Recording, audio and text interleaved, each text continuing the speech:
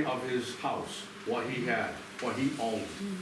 Not only did she do that, but there's an 1885 copy of an 1885 newspaper article over here about the Civil War monument in Langsford Cemetery. She transcribed that whole article. It's an incredible thing. You gotta read it. It was the day of the celebration when they installed, or when they dedicated the Langsford Cemetery Civil War Memorial.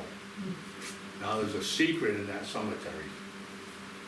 There's a copper box underneath that memorial, unless somebody stole it already. There's a copper box under there with newspaper articles, people's names, people who donated the money, and one of the most important things that's in there, the history of Lanesville. So this is the history of Lanesville, written by Nathan Cook. I can't find much of anything on this guy, where he went, and where he came from, but he supposedly put a history of Lanesville underneath that memorial. So, the cemetery advisory, two of the members are here. This is a challenge. We have to get that copper box. We need that history.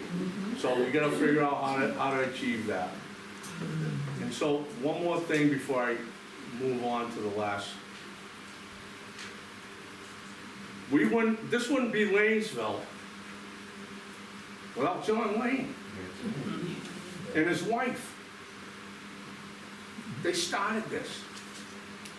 There's no memorial to them.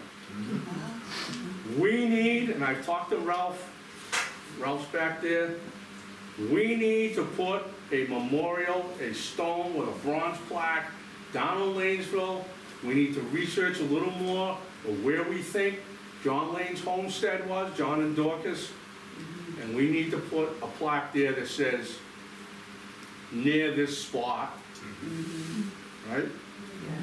Near this spot. John and Dorcas Lane started this.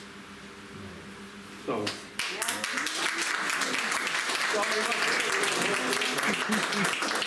that's got to be one of the most important things that we can do as a community.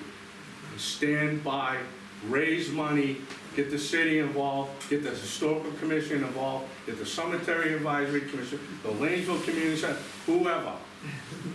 Everybody get involved with this and make this happen. That's probably one of the most important things we can do for John Lane and Dork. So this last one is really incredible. Mrs. Bridget Kane of 83 High Street was out collecting sticks behind some bushes by the lily pond in Young's pasture. She was shot twice and killed by two Lanesville boys, Chester Stewart and George Peters, who thought she was a woodchuck or a skunk on October 26, 1906.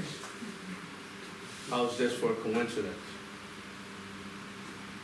100 years later to the month, on October 2006, another Bridget Cleary, died in a house fire